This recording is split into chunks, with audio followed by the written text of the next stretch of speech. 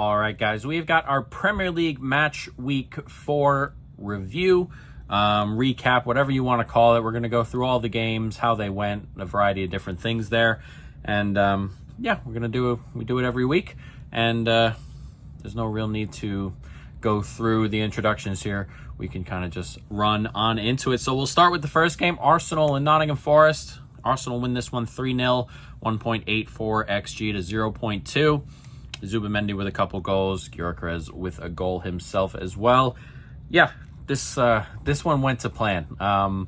In our prediction show, we said we did 2-0 for this one, and we said it'd be very difficult for a Forest team who's got a new manager, who's not great going forward as it is, and an Arsenal team that defend really, really well. And again, we've talked about Forest a bunch of times, and the main thing that comes up is when they get the early goal, that's their best game state, and they're tough to beat. Arsenal aren't really going to let you have the early goal very often. Couldn't quite get it here. Again, 0.2 XG is a whole lot of nothing. Arsenal kind of just held on to it, did their usual thing, pushed. They scored their goal off of believe it was a corner that came back out and Zubimendi lashed in, which they are prone to do. You got to be very much aware when Arsenal have set pieces. And again, they kind of just go forward and kill the game off as it goes. But again, this was about to plan as it goes. We'll see what happens with Nottingham Forest from here. New manager, of course. Very much a new play style, a different play style. A little bit more aggressive, a little bit more up the pitch, which we'll see. It's a team that I don't think is necessarily built for that.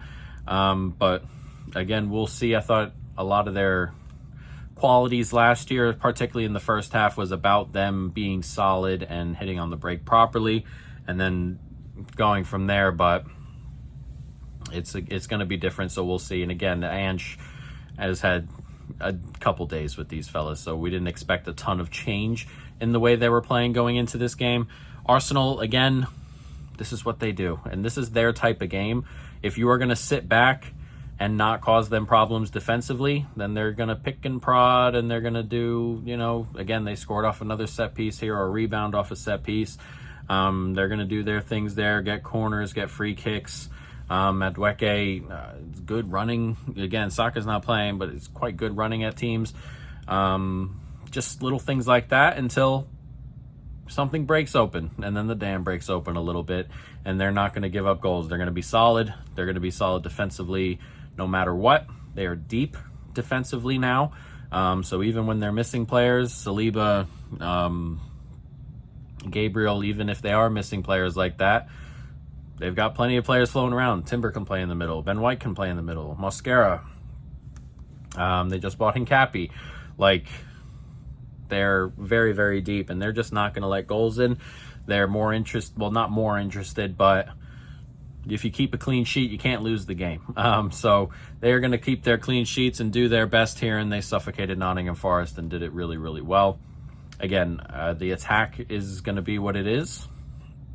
Hasn't been great from open play, but they create quite a bit from set pieces. So balance it out just a little bit and keeps their defensive shape really, really good.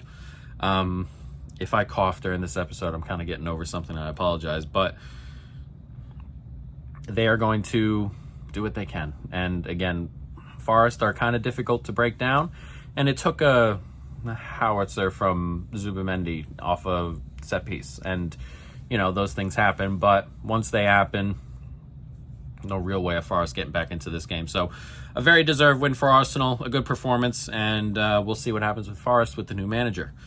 Bournemouth Brighton, this one ends 2-1 to Bournemouth, 1.45 to 0.62 XG. Scott opened the scoring, Matoma leveled, and then a penalty from Semenyo wins the game for Bournemouth. This game, we picked 2-1 to be the game score. Now, it didn't necessarily play like a 2-1. It played more like a 1-1 or a 0-0 or whatever. It was a very, very even game. Back and forth.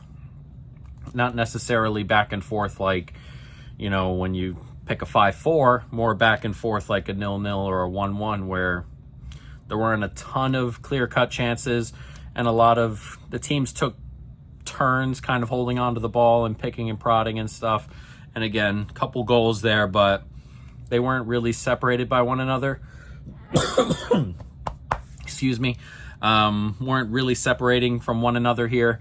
And there's plenty of talent on the pitch, and you get the penalty and you win the game there. They're both solid, and it was a good performance defensively from both, I thought.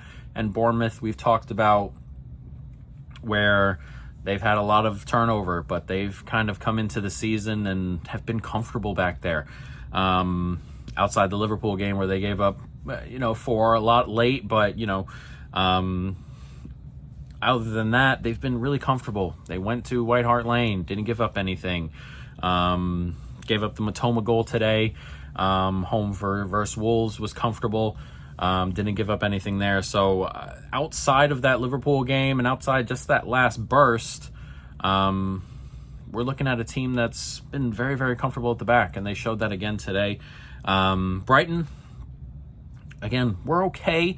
Nothing spectacular. It's kind of what we see or what we're thinking with Brighton going into the season and what it looks like, what their outlook looks like. I think they're going to have a lot of games like this where things are kind of tight, not a ton going forward, not a ton in terms of giving up defensively.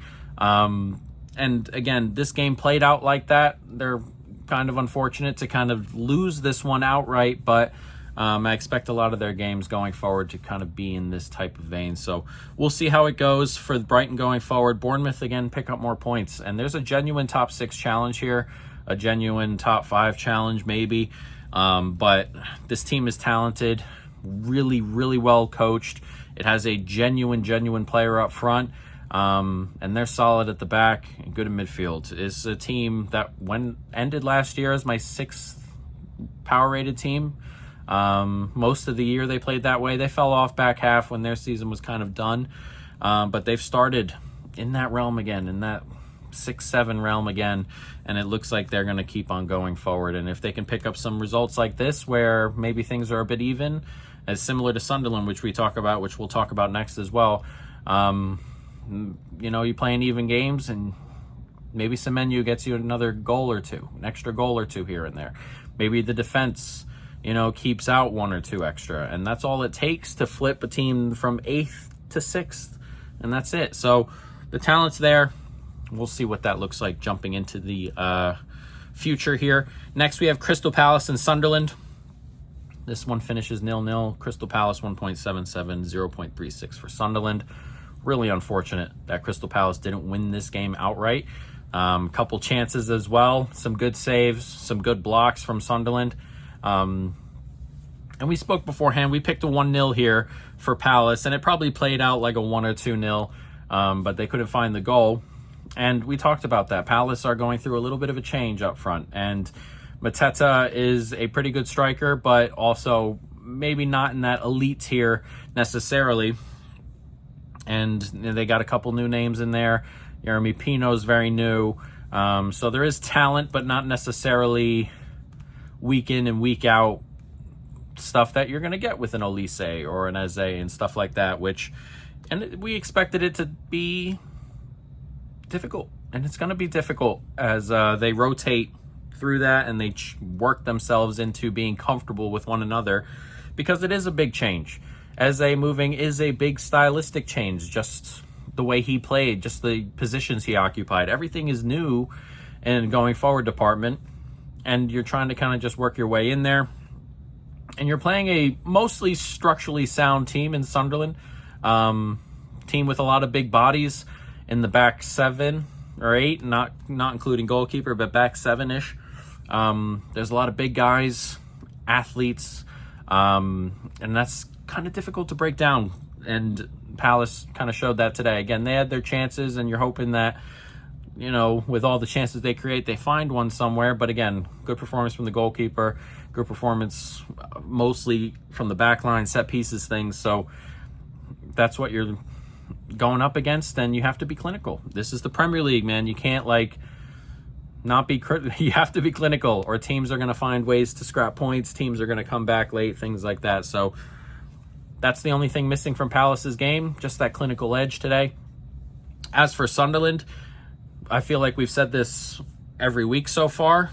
Sunderland, they didn't play an even game today, but they found the point, and that's kind of all they're looking for so far this season. And they've done it twice, and both their wins, they were kind of even games. You find the good finishes. And again, in this one, not kind of outplayed on the road here, but you find the saves, you find the clearances, and you come away with a point. And they just got to keep doing it. Whether it's sustainable or not, probably not. But as we all know, and everybody who knows and follows statistics and things like that, a 38-game sample isn't huge. And the difference between staying up and going down could be a point or two. So you only have to run hot for a little bit. And they've run hot at the beginning of the year here. They're probably a team that should have like 3 points-ish. And here we are sitting with 7. So it's good. And you have a lot of new faces. And again, we've talked about the midfield and the defense, all the big fellas in there, athletes. They're going to be difficult to break down as the season goes along. It's a really nice base, and if they can just find some goals, they may end up safe. But also, as we said, is this sustainable? We'll see. Again, it doesn't have to be sustainable for too long. Like, you only have to play, like, if you're going to finish in, like, the 18th area, like, if you're going to finish 18th on the season in terms of, goals, expected goals for, expected goal against, just something simple like that. If you're going to finish 18th, you only need to overperform a little bit to kind of get out of that relegation zone in the actual table. So if you can play games in that area, and again, they've played close with West Ham. That game was kind of tight. The Brentford game was very much even. Well, you could argue that it wasn't necessarily even, and Brentford had a decent amount of control for it for a while, and then you turn it on its head quickly, and then it ends up even on paper, and you find that second goal, or you're here, again, outplayed mostly, and you find the route to a point, and you only need to do that a couple times. So Sunderland will feel good about where they are. I think Sunderland will want to play better going forward, but they'll feel good about where they are. As for Palace, I think they'll mostly feel good about how they're playing, what the process looks like, and they'll hope results come a little bit more aggressively down the line. Everton and Villa, another one. This one finishes 0-0. Everton 2.08 expected goals, 0.54 for Villa. This is very similar to the game we just talked about. How Everton didn't get over the line here is beyond me. Plenty of chances, some good saves. And Aston Villa, same thing every week, it feels like. They're not creating anything. And they're just not. And that's going to be a big old problem going forward. If this continues, I mean, God knows. I mean, they lost their cup game today, and they finally scored a goal, and it was pretty much given to them. Elliott scored the goal, and they pressed the center back there and won it off the center back, and Elliott had a free shot at goal. And that's how they scored their goal today. That's their only goal they've scored all season long. And again, nothing here. 0.54 XG, half a goal created is not going to be good enough on the road in the Premier League, and especially when you're giving up so much. Everton created quite a bit today, and we've talked positively about Everton. They've been much better going forward. Defensively, they've been solid. This is an Everton team that can push for that top portion. So it's a better team than it was last year, and you don't expect Villa to necessarily come in here and grab anything. We picked 1-0 to Everton last week, and it played out like an Everton win. Didn't quite get there, but something needs to happen at Villa, and I don't know what. Like, if this continues, I don't know what that looks like, but something very much has to change. They are creating nothing, game after game after game. And as we said with Everton, the attack's getting better. They're creating more. They're free-flowing, going forward more. And it showed today. And again, sometimes the finishing's not there. Sometimes the goalkeeping's just enough. And sometimes you just have a big chance that you fluff. And those things happen in soccer. But the process itself is very, very good for Everton right now. And Moyes has done a good job there. And hopefully, for Everton's sake, if they continue playing this way, they're going to have a top half finish most likely, and they're going to keep on pushing into that spot. There's a world where the European spots are, you know, you can have a go at them. You get the top 5. Excuse me, you get the top 5. If you want to put it that way. City, Arsenal, Liverpool, Chelsea, or you get the top 4, and it's kind of open after that. Newcastle were there last year. Tottenham may have a go this year, but after that, not a lot. You get Villa was in that area. Look at where Villa are now. You know, Bournemouth could have a go. Like, you could have a go at some of these European spots floating around, and if England continue to get that extra spot, that 5th spot in the Champions League, those other spots just continue to push down the line, man. And you can come in 8th and grab yourself a tournament, like a European tournament. So there's a world where Everton can have a push at that. Why not? Villa have to work on scoring goals before they can kind of get back to where they are. But Everton's process is working very, very well right now. Fulham and Leeds. Funny one here. 1-0 this finishes to Fulham. A Goodmanson own goal in the 94th minute. And what an own goal it was. Just came in and almost a free header. And he kind of just like put into the corner there. I think he probably just got stuck in two minds as it came in. Because he didn't get pushed or no one was really having a go at him there. And he just floated into that far corner. Really unfortunate for Leeds. But other than that, the game was very much even. And we picked 1-0 to Fulham in our preview, but we thought Fulham might break through on their own. It played out like a 0-0 or, you know, a 1-1, however you want to put it. I actually forgot to put the XG up on that one. It was very, very tight. I think it was 0.84 to 0.79. But we spoke about these two teams, and the game played out exactly how we figured it would. Leeds are solid. They just are. They're solid defensively, solid in midfield, and their issue is when their pressing is really good and they're turning the ball over, they're struggling to turn those into clear-cut chances, and struggled again today against a good Fulham team who are slowly starting to learn what it's like to play with the ball at home.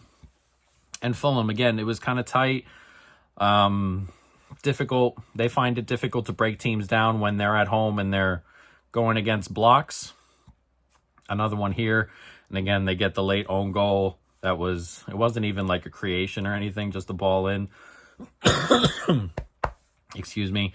And they get very, very fortunate. But a game that played out like a proper stalemate and probably should have ended in a draw. You get a bit of luck. That's how it goes. Again, for Leeds, we think they're going to be mostly comfortable staying up. They need to find a way to turn these things into turn this stuff into goals. They've scored 1 goal in the Premier League this year, and it was from the penalty spot. So they're going to have to figure out how to work a couple goals in here and there. But the other stuff is good. Like, again, they're solid defensively, solid in midfield. It's just the forward line. They got to find a way to turn those into goals. And if they do, they're probably going to be pretty comfortably safe, which should scare some of the other teams floating around the bottom there. So, you know, a very, very comfortable stalemate that just got taken away by a funky own goal. Newcastle and Wolves. Newcastle win this one 1-0, 1.55 to 0.5 in XG. Yeah, good performance from Newcastle. We like them to win this week. Well, we picked 3-1. It wasn't necessarily like that. But, you know, a pretty comfortable win in the end. Not a ton of creation here out of Wolves, who we talked about have like some speed, some, you know, athletic players in the forward line. The technical ability kind of lacks here, and the creative ability kind of lacks here in the midfield. So they need to find a way to score goals, create something here. It's been a bad start for Wolves, who have 1 points, and they sit at the bottom of the table. And we've talked about it. Sunderland are collecting points. Leeds are collecting points. So they're going to need to figure something out in that vein. Newcastle, solid again at home. And we talked about Newcastle, how I didn't think the mood has dropped so much here. They were very defiant in the way their summer's gone. The fans have been, and Mood didn't drop. The mood was good at the game. They scored the goal, and it was the new signing Voltemade. I think that's how you say that. If it's not, I've listened to 3 or 4 games he's been a part of and heard that name said multiple different ways, and I apologize.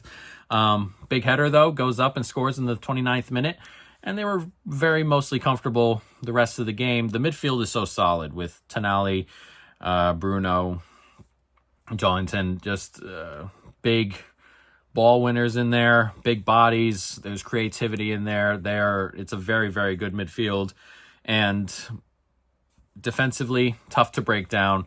And Wolves had trouble today. You have to be very good to break it down, but they were solid today, and that's all you can really ask for in a home game. You get your new striker signing off the mark. You keep a clean sheet. There's not much more you're looking for there. So a good performance from Newcastle. I expect them to have a pretty good year. We'll see. They're going to be challenging that 5th, 6th spot. They're going to be in that area, probably like a few other teams. And if they can keep putting performances like this up at home, they'll be on the fast track there. Wolves, again, they're going to have to find a way to score some goals. West Ham and Tottenham. This is an interesting one. Tottenham win this one 3-0, 1.29 XG to 0.6 XG. This score is flattering a little bit. If the game was going, it was very, very tight. This game had a whole lot of nothing in the first half, very few chances. Right after halftime, Tottenham grabbed the goal off a set piece from Sarr, and then Souček a couple of minutes later gets sent off for a pretty bad challenge, and the game's gone. Bergvall scores a couple minutes after that, Van de Ven again. So it's an interesting one because the first 45 minutes, very, very tight. Not a lot of chances created. West Ham are good defensively. Tottenham are good defensively. It's been a couple games now for Tottenham after they won the first game versus Burnley. Second game at City. They're just City's kryptonite. Everything from then has been a little bit I don't want to say sketchy, but they haven't created a ton. Even against Villarreal today, not a whole lot going forward. They scored the early goal on the Villarreal howler there, and then 2 shots in the second half in a game that finished 1-0 at home. Offensively, I still think it's going to need a little bit of work. And again, in this game, it still needed a bit of work. You get a little bit lucky with the red card and you score off the set piece and things kind of open up for you. But again, it was very, very tight. They weren't outplaying West Ham or anything like that. So, there are still some things to work on for Tottenham. I'm interested to see how their next month or so goes before the next international break. They're going to have a lot of football. They're in the Champions League. They're going to be playing 2 games a week or, 3 games a week, however people want to say it.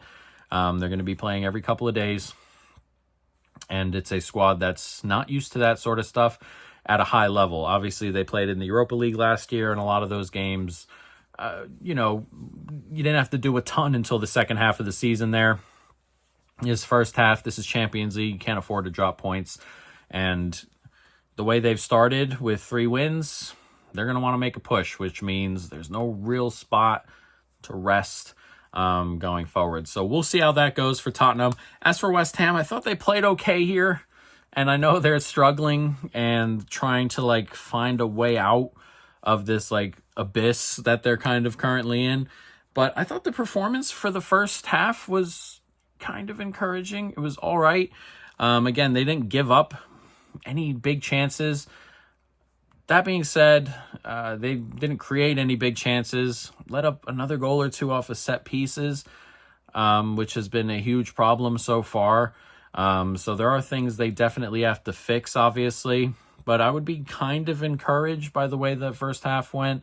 You didn't get rolled over, which is a pretty big step in the right direction for West Ham and so far. And I thought there were a few positives there. So we'll see how their next couple of games go.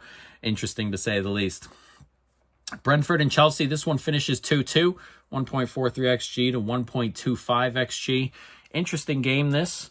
Brentford take an early lead through Sade, and then Palmer comes on in the second half and scores like 20 seconds later. It felt like a late Caicedo goal and then a really, really late Carvalho goal.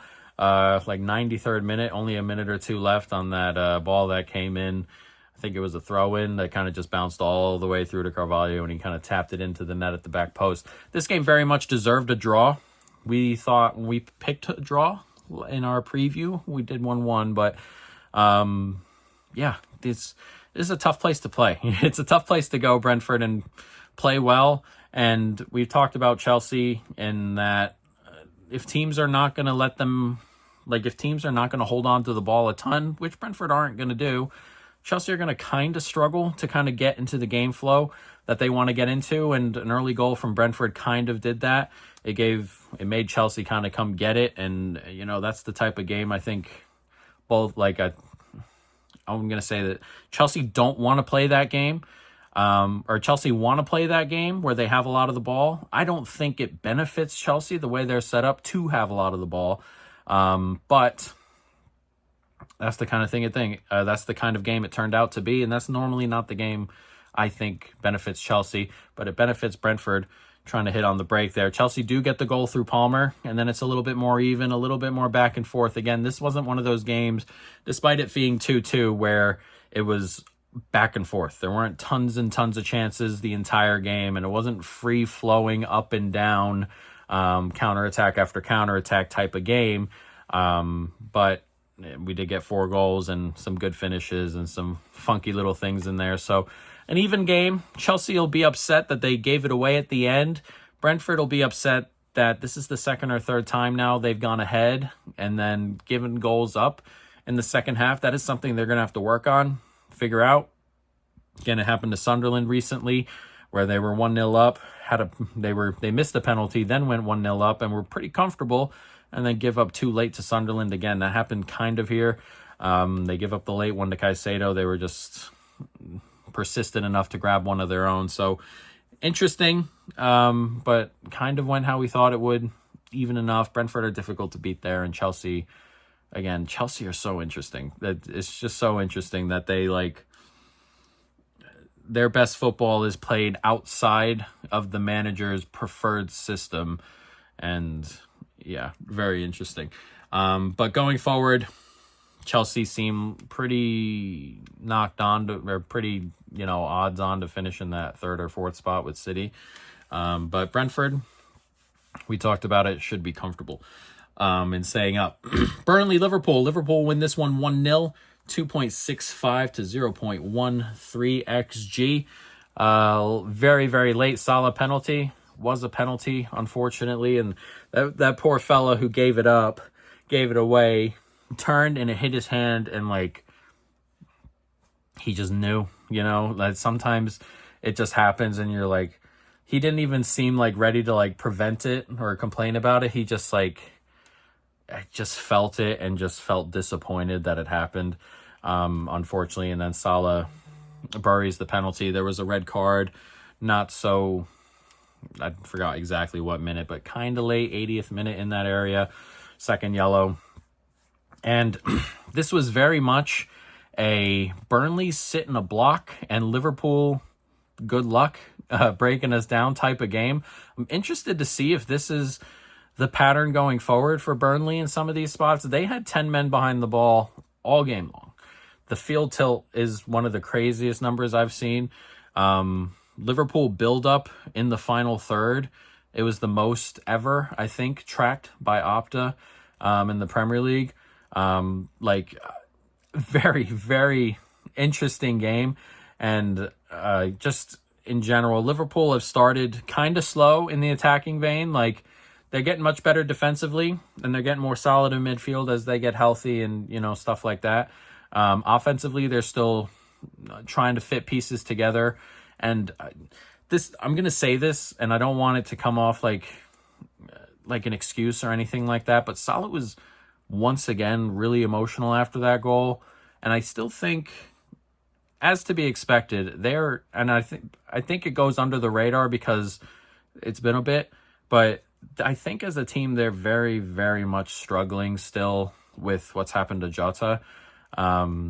And I think Salah in particular is struggling quite a bit. But on top of that, it's a lot of new faces in the forward line. Verts, Ekatike, Ishak's in the fold now. A lot of new faces, and it's a new system altogether.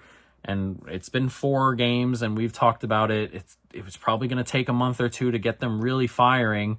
Liverpool will feel pretty good to come away with 4 wins here. I thought they deserved the win pretty comfortably here, but they're not creating and free-flowing like they normally are. And I do expect that to come at some stage, but at the moment it hasn't quite hit the ground running.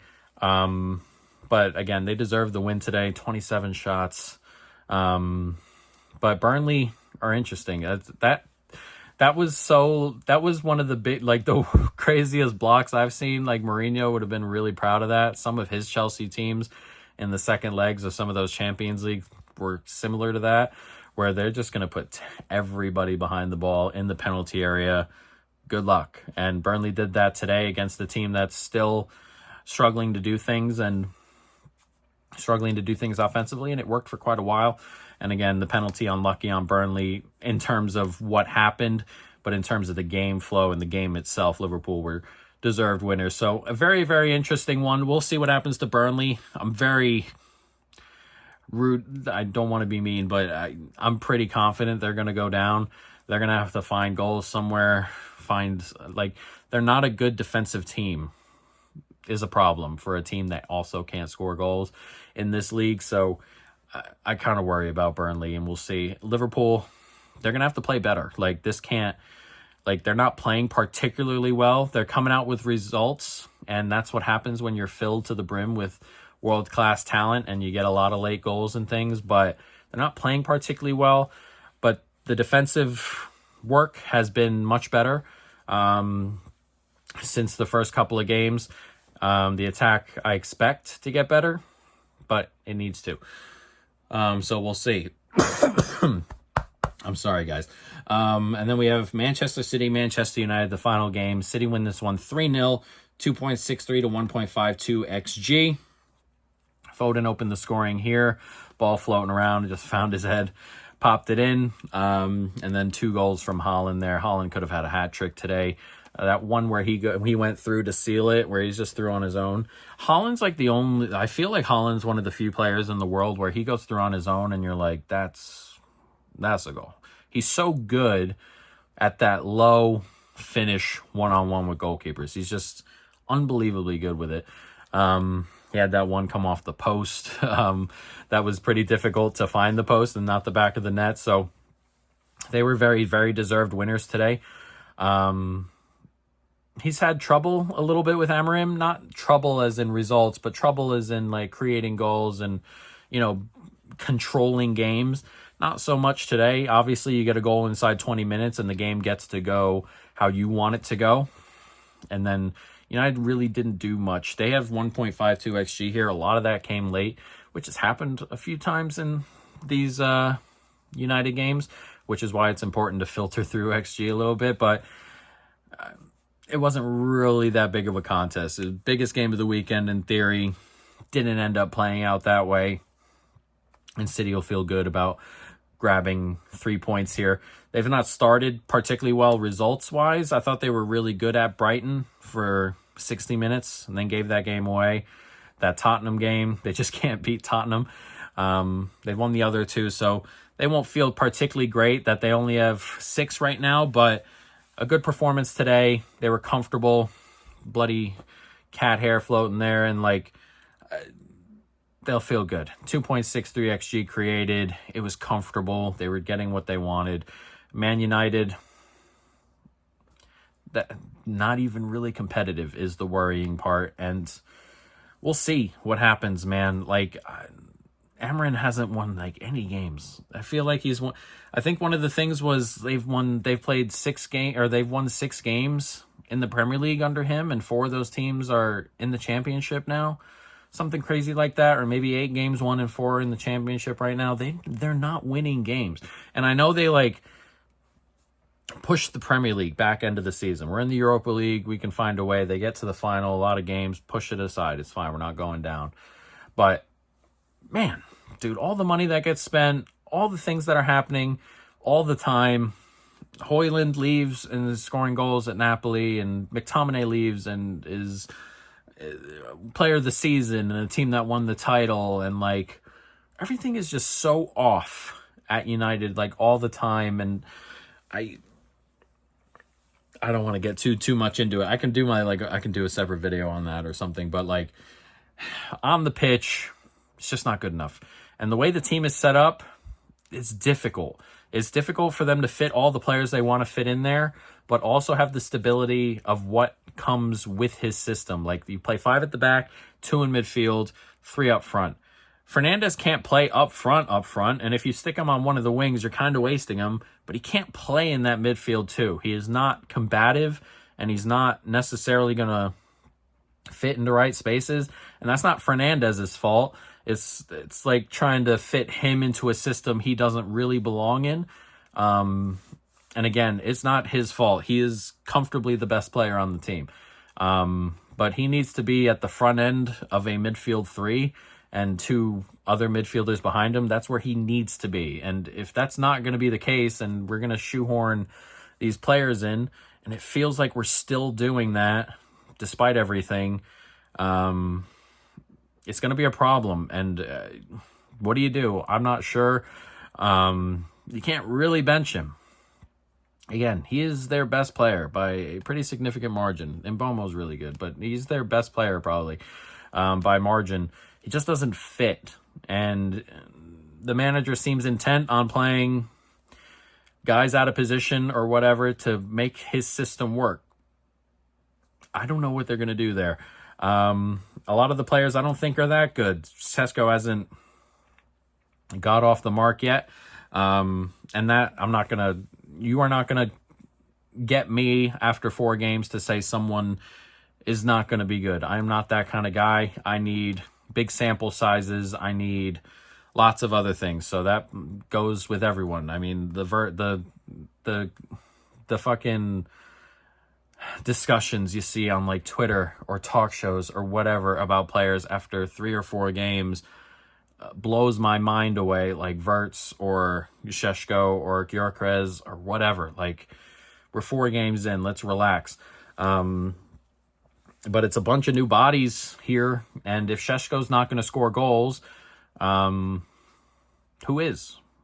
I don't know. I don't think there are any other good strikers on the team. Šeško has to be good, and if he's not good, there's a hole in the team. There's a hole at fullback. Like, the middle's not great. The midfield too, defensively, are horrible. Like, there is so much wrong at United on the pitch and off the pitch, but on the pitch, and it just showed today how uncompetitive they were. And, you know, that's going to have to change. They have Chelsea at home next week. Super interesting game there, so we'll see, guys. But that's it. That is our match week 4 review. And we'll have our week 5 preview out in a couple days, right before those games start. And, yeah, interesting week. We learn more and more every day. On to week 5.